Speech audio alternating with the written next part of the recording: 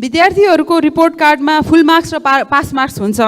प्रधानमन्त्रीज्यूको report कार्डमा कति अङ्क आयो त्यो जान्नको लागि चाहिँ नि जनता समक्ष सर्वे गर्नु पर्ला। हाम्रो सञ्जनाजीले भने जस्तो मैले त डिस्टिङसनै पाउनुपर्ने ठानेको छु। मैले त पक्षपातपूर्ण बजेट विनियोजन गरेका 3 जना पक्षपाती मन्त्रीहरूलाई कहिले बर्खास्त गर्नुहुन्छ म सोध्न चाहन्छु। र कपास विकास समितिलाई खारेज गर्नेको मतलब त्यहाँ भएको जग्गा वितरण गरिदिने कार्यकर्तालाई रोस्टममा गएर गैर जिम्मेवार जवाफ दिने 3 जना मन्त्रीहरू, प्युठान लगायतका धेरै जिल्लाको बजेटमा ब पनि उच्चारण नगर्ने 3 जना मन्त्रीहरू र आफ्नो निर्वाचन क्षेत्रमा बजेट केन्द्रित गर्ने पर्यटन, खेलकुद र सङ्घीय मामला मन्त्रीलाई, यी पूर्वाग्रही मन्त्रीलाई कहिले बर्खास्त गर्नुहुन्छ?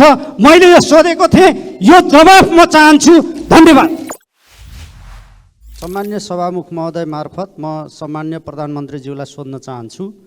फुकोट, कर्णाली र अरुण तल्लो आयोजना नेपालले आफै निर्माण गर्नुपर्ने अत्यन्तै कम लागतका सस्तो आयोजना हुन्। तर लगानी बोर्डलाई सामान्य छलफलसम्म गर्न नदिई किन नेपालको हित विपरीत भारतलाई सुम्पिएर आउनुभयो? यो राष्ट्रघात गर्नुभयो कि भएन?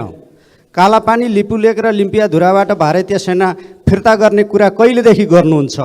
मुरल नक्सामा समावेश रहेको लुम्बिनी र कपिलवस्तु हटाउने गरी भारत सरकारलाई कूटनीतिक नोट पठाउन किन रोक्नु भएको छ? कहिले पठाउनुहुन्छ?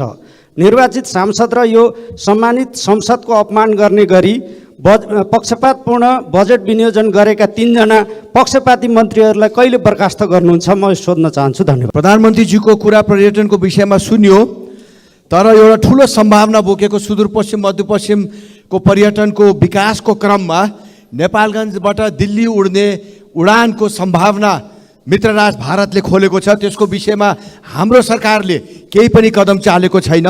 र अर्को पर्यटन विकासको पर्यटन कलेज नाथमको नगरपालिकाले जग्गा दिएको पनि विषयमा बजेट पनि हालिएको छैन।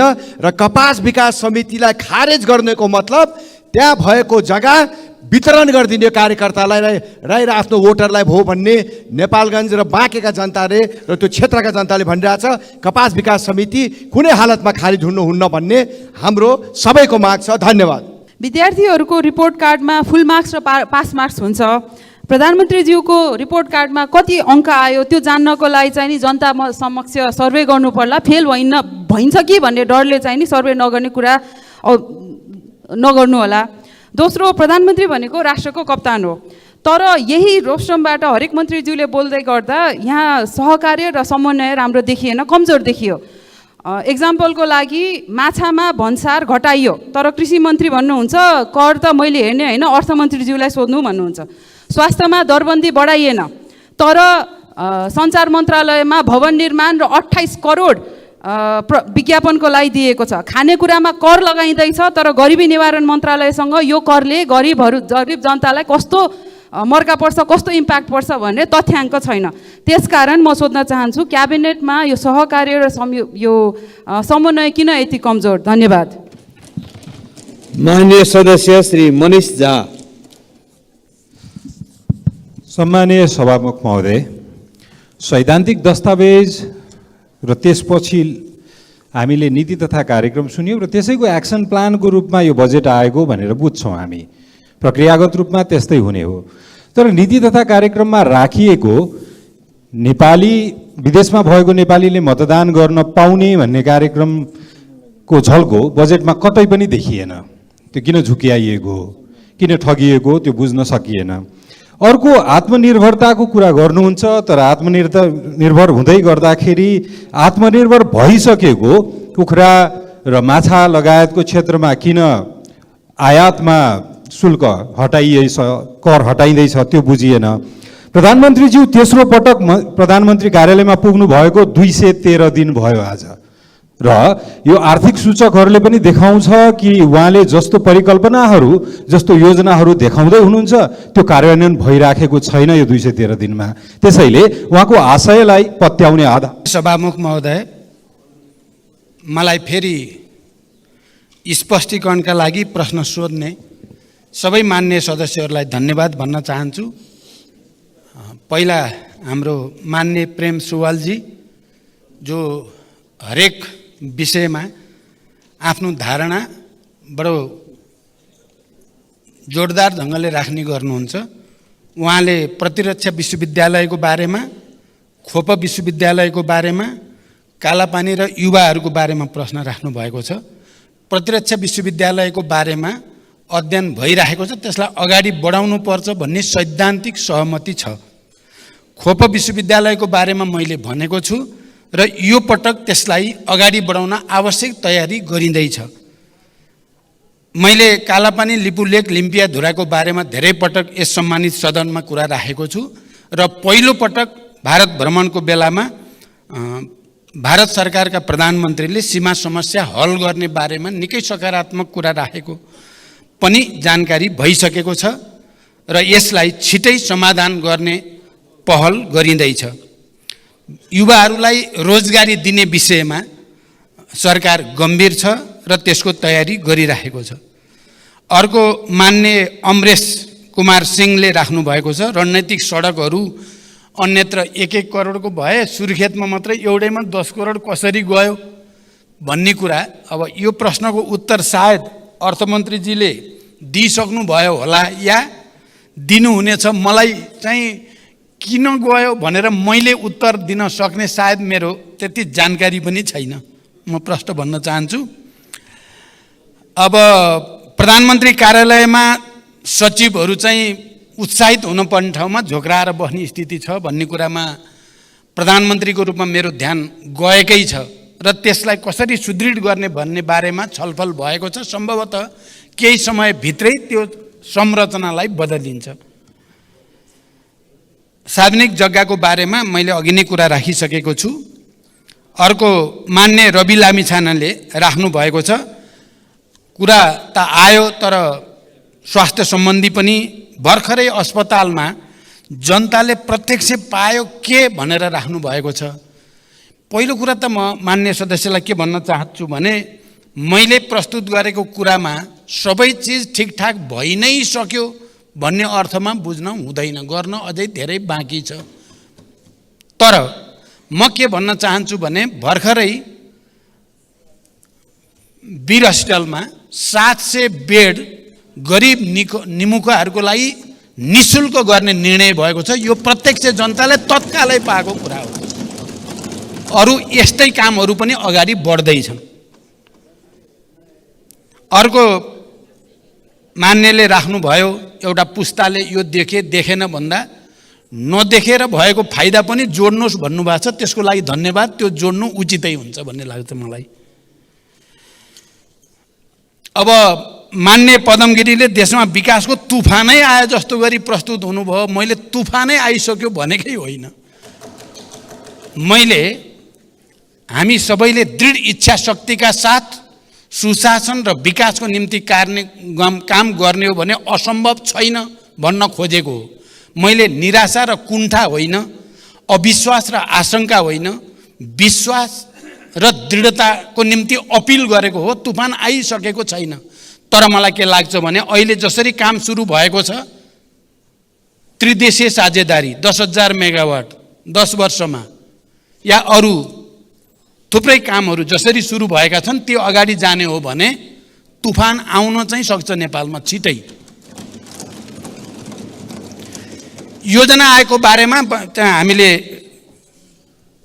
के भनेका छौँ भने योजना आयोगलाई अझ प्रभावकारी बनाउने बारेमा राजनीतिक तहमा पनि र सरकारमा पनि नयाँ छलफल हुनुपर्छ भनेर हामीले छलफल सुरु गरेका छौँ। मान्य रघुजी पन्तले तपाईँ सन्तुष्ट हुनुहुन्छ प्रधानमन्त्री कार्यालय, सचिवालय यो सबैबाट भन्नुभएको छ। म सन्तुष्ट वास्तवमा छैन र अब सन्तुष्ट हुनको निम्ति केही नयाँ गर्न चाहेको छु। रघुजी पन्त जस्ता मान्य सदस्यहरूले राम्रो सुझाव दिनुभयो भने म पालन गर्छु। इपिजी प्रतिवेदनको बारेमा चाहिँ यो पटक मैले आफ्नो ढङ्गले छलफल अगाडि बढाएको छु र मलाई विश्वास छ केही समयभित्रै यो बुझ्ने काम हुन्छ भन्ने मलाई त्यो विश्वास बोकेर आएको छु मैले। तर म मान्य सदस्यलाई के भन्न चाहन्छु भने अघि पनि त प्रधानमन्त्री हुनुहुन्थ्यो, अघि पनि त सरकार थिए, उहाँहरूले सबै भ्याइदिएको भए त मैले गर्नै पर्दैन थियो नि।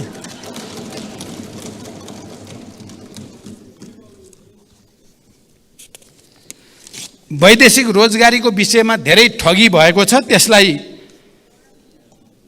चाहिँ दोषीलाई कारबाही गर्न पर्यो, ठगहरूलाई भन्ने सुझाव मान्य प्रभु शाहले राख्नु भएको छ। त्यसलाई पनि मान्य सदस्यहरूले ठोस रूपमा राखिदिनु भयो भने सरकार ठगहरूलाई कारबाही गर्न तयार छ। शहीदहरूको नाम छुटेको छ भन्ने कुरा साँचो हो र छुटेकाहरूलाई संलग्न गराउने नीतिगत निर्णय सरकारको भइसकेको छ। आवासको विषयमा पनि मैले राखिसकेको छु। मान्य राजेन्द्र पाण्डेले बुढी गण्डकी परियोजनाबारे कहिले ठोस रूपमा चाहियो भनेर अलि जोड दिएर राख्नु भएको छ। मैले यसै महिनाभित्र बुढी गण्डकी परियोजनालाई अगाडि बढाउनको निम्ति कार्यालय उद्घाटन गर्ने र शिलान्यास प्रक्रिया पनि सम्पन्न गर्ने भनेर मैले सम्बन्धित अधिकारीलाई भनेको छु। मलाई विश्वास छ यसै महिनाभित्र बुढी गण्डकी परियोजना अगाडि बढाउने नयाँ कार्यालयको उद्घाटन हुन्छ। मैले भन्ने त्यही हो। अर्को निजगढ एयरपोर्टको बारेमा मैले धेरै पटक यस सम्मानित सदनमा राखेको छु। हामीले जो फास्ट ट्र्याक निर्माण प्रक्रिया अगाडि बढेको छ त्यो फास्ट ट्र्याक चाहिँ निजगढ एयरपोर्टसँग लिङ्क गरेर अगाडि बढाइएको हो। त्यसकारण निजगढ एयरपोर्टलाई यथाशीघ्र अगाडि बढाउन सरकार प्रतिबद्ध छ। अर्को मान्य सदस्य सूर्य ढकालले ठुला आयोजनाहरूमा भ्रष्टाचार भएको कुरा र त्यो लागत बढ्दै गएको कुरा राख्नु भएको छ। त्यो हामी सबैको निम्ति गम्भीर चासो र चिन्ताको विषय हो। फास्ट ट्र्याकको विषयमा पनि उहाँले त्यो विषय राख्नुभयो।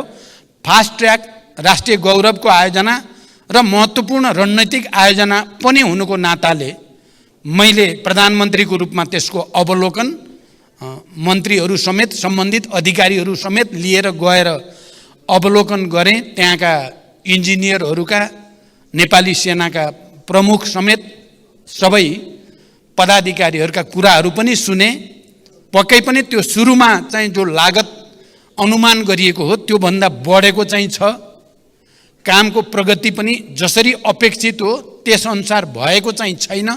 तर उहाँहरूले दिएका तर्क हेर्दा केही तर्कहरू चाहिँ फेरि तथ्यसङ्गत छन्।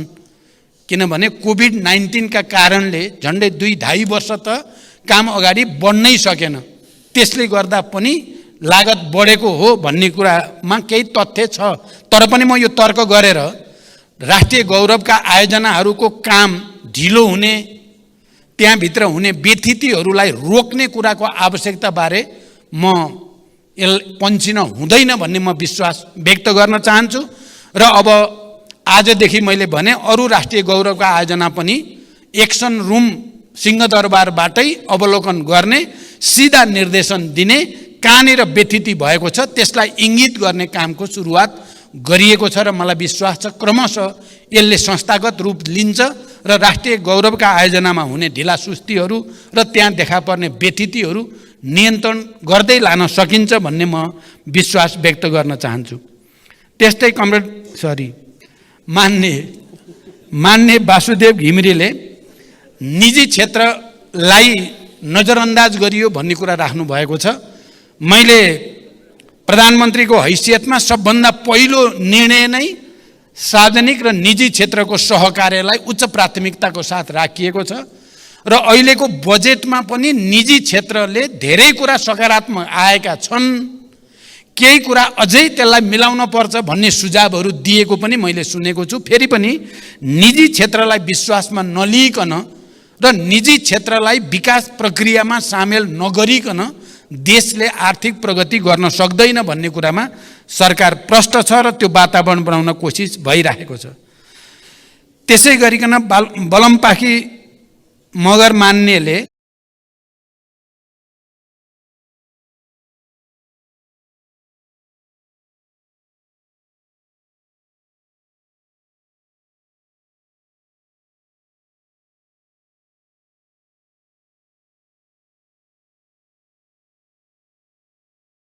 कारबाहीतिर पनि जाँदैछ, म त्यो जानकारी गराउन चाहन्छु।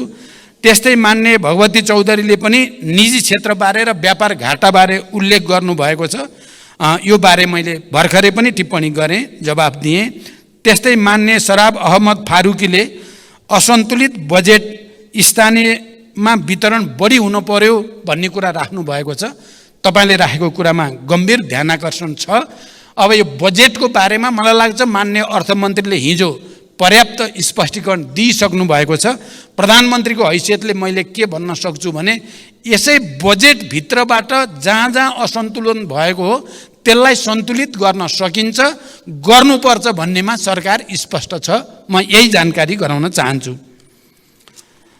अर्को मान्य रामहरि खतिवडाले भूकम्प पीडितहरूको रकम अझै गएको छैन, पहिला बोलेको पनि भनेर ध्यानाकर्षण गराउनु भएको छ। म यसलाई फलो गर्छु, फेरि एकचोटि चाहिँ त्यसलाई हेर्छु र विदेशमा रहेका युवाहरूलाई अरूभन्दा पनि देशभित्रै स्वरोजगारी दिने पर्यो, त्यता बोलाउन पर्यो भन्ने कुरा पनि राख्नु भएको छ। यो हठात त हुन सक्दैन, बिस्तारै हामीले देशमा विकासलाई गति दिने एउटा राम्रो वातावरण तयार गर्दै गयौँ भने देशभित्रै रोजगारी र विदेशबाट फर्किने क्रम पनि बढ्छ भन्ने म विश्वास गर्छु।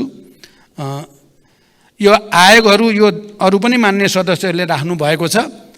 प्रधानमन्त्री केपी ओली हुँदा यो राष्ट्रिय के अरे राजस्व अनुसन्धान, सम्पत्ति शुद्धिकरण अनि राष्ट्रिय अनुसन्धान एनआइडी लगायतका प्रधानमन्त्री कार्यालयमा राखेको बेलामा त त्यति बेला त खुब आलोचना भएको थियो।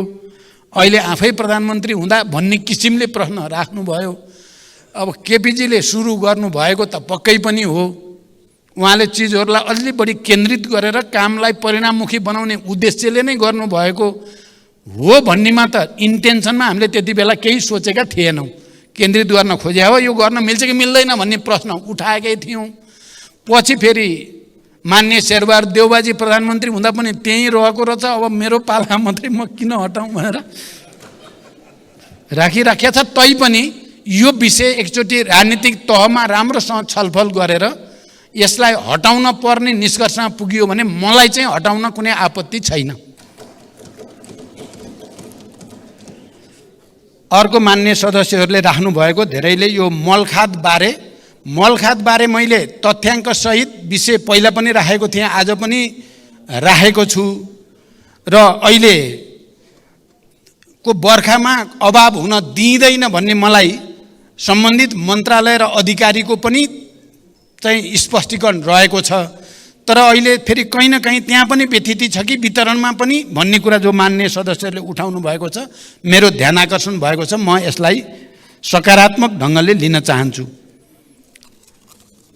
स्थानीय तहको बजेटको बारेमा जो मान्य बुद्धिमान तामाङले राख्नु भएको छ क्राइटेरिया, यो जनसङ्ख्याको आधारमा गरेको जस्तो देखिन्छ, त्यसले चाहिँ सन्तुलित भएको छैन भन्ने कुरामा ध्यानाकर्षण भएको छ। यो विषय हामी सबैले राजनीतिक तहमा पनि छलफल गरेर एउटा सुविचारित निष्कर्षमा पुग्नुपर्ने विषय हो भन्ने ठान्दछु म। अर्को मान्य धवल शमशेरले सुदूरपश्चिम र मध्यपश्चिमको पर्यटन सम्बन्धी विषयमा नेपाल सरकारले जति ध्यान दिनुपर्ने दिएन, भारत सरकारबाट बरु पहल भयो एयर रुटको बारेमा पनि, पर्यटन विकासको बारेमा पनि भन्ने कुरा राख्नु भएको छ। यसमा पक्कै पनि अहिले भारत भ्रमणको बेलामा यो विषय अलिक गम्भीर ढङ्गले नै उठेको छ। चाहे दोधारा चाँदनीको चाहिँ ड्राई पोर्टको कुरा, सुक्खा बन्दरगाह निर्माणसँग सम्बन्धित कुरा होस्, चाहे कोरिडोरसँग सम्बन्धित कुरा होस्, चाहे पुलहरू चाहिँ जस्तो यो सुदूरपश्चिममा 2टा पुलहरू अनुदानमा बनाउने कुरा होस्, या चाहिँ लो अल्टिट्युडको जहाज नेपालगञ्ज आउने जाने कुरा होस्, यी सबै पर्यटन विकाससँग सम्बन्धित कुरा हुन्। यसमा भारत सरकारको मात्रै होइन, नेपाल सरकारको पनि त्यत्तिकै पहल र गम्भीरताको कारणले सम्भव भएका हुन्। यो जानकारी म गराउन चाहन्छु। कपास विकास समितिको बारेमा त्यहाँबाट स्थानीय जनप्रतिनिधिहरूका पनि धेरै गुनासोहरू आएका छन्। हामी यसलाई गम्भीर रूपले लिएर उचित निष्कर्ष निकाल्नेछौँ। अर्को सुजना श्रेष्ठले राख्नु भएको छ, नम्बर कति आउने हो, पास हुने हो कि होइन भन्ने कुरा त भविष्यले देखिन्छ। मलाई लाग्छ पास मात्र होइन, मेरिटमै पास हुन्छ भन्ने लाग्छ मलाई चाहिँ। सहकार्य र समन्वयको बारेमा तपाईँले जे कुरा उठाउनु भएको छ, पक्कै पनि हामीमा सहकार्य र समन्वयको कमी देखिएकै छ। त्यसलाई सुधार गर्न हामी सबैको पनि र मुख्यतः प्रधानमन्त्रीको भूमिका बढ्नुपर्छ भन्ने मैले ठानेको छु। मान्य मनिष झाले विदेशमा रहेका नेपालीहरूको मतदानको अधिकारको बारेमा कुरा राख्नु भएको छ। सिद्धान्त त मतदानको अधिकार हुनुपर्छ भन्ने कुरामा नेपाल सरकारको तर्फबाट हामी प्रष्ट रूपमा त्यो नीतिगत गरेका छौँ, तर त्यसलाई व्यवहारिक र प्राविधिक रूपले के कति गर्नुपर्छ त्यो गृह कार्य हुँदैछ। मान्य ईश्वर रिजालले राख्नु भएको कुरा मैले अघि नै उत्तर दिइ नै सकेँ। मान्य केपी ओली प्रधानमन्त्री हुँदाखेरिको सम्पत्ति शुद्धिकरण इत्यादिको विषयमा हामी सबै गम्भीर रूपले सल्लाह गऱ्यौँ भने यसलाई फेरि पुनर्संरचना गर्न सकिन्छ।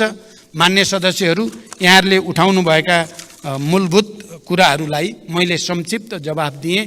फेरि पनि म के कुरा भनेर टुङ्ग्याउन चाहन्छु भने हामी गम्भीर रूपले देश विकासको निम्ति, सुशासनको निम्ति, सामाजिक न्याय र समृद्धिको निम्ति लाग्नुपर्ने छ। दृढ इच्छा शक्तिको साथ लागियो भने हुन सक्छ भन्ने सङ्केतहरू देखिएका पक्कै पनि छन्, तर यो पूर्णता पक्कै पनि होइन।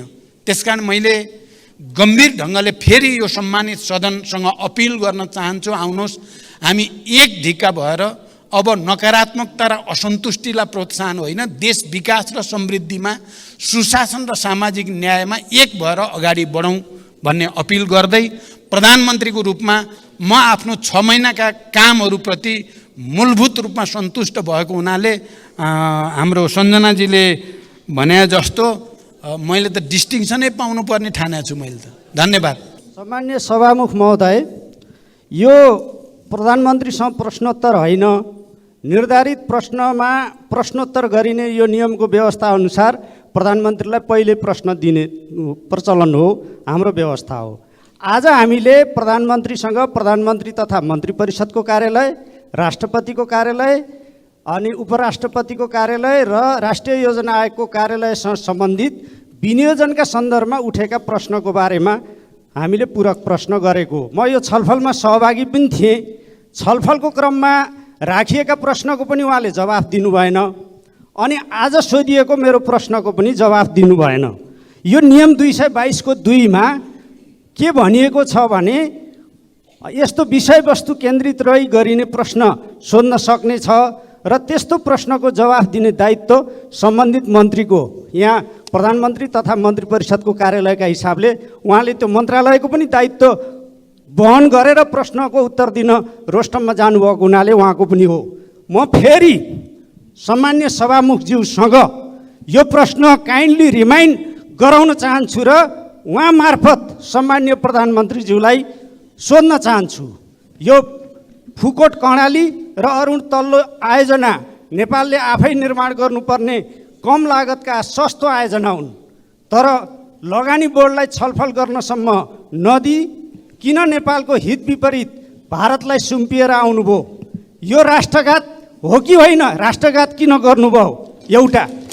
दोस्रो, कालापानी, लिपुलेक र लिम्पियाधुराबाट भारतीय सेना कहिले फिर्ता गर्नुहुन्छ? मुरल नक्सामा समावेश रहेको लुम्बिनी र कपिलवस्तु हटाउने गरी भारत सरकारलाई कूटनीतिक नोट पठाउन किन रोक्नु भएको छ? कहिले पठाउनुहुन्छ? र तेस्रो प्रश्न यसैसँग सम्बन्धित थियो। यो संसद निर्वाचित सांसद र यो गरिमामय संसदलाई अपमान गरेर जथाभावी ढङ्गले, पूर्वाग्रही ढङ्गले बजेट विनियोजन गर्ने 3 जना मन्त्रीहरू, रोस्टममा गएर गैर जिम्मेवार जवाफ दिने 3 जना मन्त्रीहरू, प्युठान लगायतका धेरै जिल्लाको बजेटमा ब पनि उच्चारण नगर्ने 3 जना मन्त्रीहरू र आफ्नो निर्वाचन क्षेत्रमा बजेट केन्द्रित गर्ने पर्यटन, खेलकुद र सङ्घीय मामला मन्त्रीलाई, यी पूर्वाग्रही मन्त्रीलाई कहिले बर्खास्त गर्नुहुन्छ? मैले यो सोधेको थिएँ, यो जवाफ म चाहन्छु। धन्यवाद। मान्य सदस्य, यहाँले राख्नुभएको नियम आपत्तिप्रति ध्यान आकृष्ट भएको छ। अहिले हामी विनियोजन शीर्षकहरूमाथि छलफल गर्ने सन्दर्भमा नै सम्माननीय प्रधानमन्त्रीज्यूबाट प्रधानमन्त्री कार्यालय, राष्ट्रपतिको कार्यालय, उपराष्ट्रपतिको कार्यालयसँग सम्बन्धित कुराहरूमा उहाँले जवाफ दिनुभएकोले यसमा प्रति प्रश्न राख्ने पनि मौकाहरू प्राप्त भयो र उहाँले आफ्नो तर्फबाट एकमुष्ट जवाफ पनि दिइसक्नु भएकोले यसमा अरू धेरै छलफलहरू नगरिकन यो विनियोजन विधेयक अन्तर्गत उहाँले पनि जवाफ दिइसकेको सन्दर्भमा छलफल यही समाप्त भएको मैले घोषणा गरेको छु।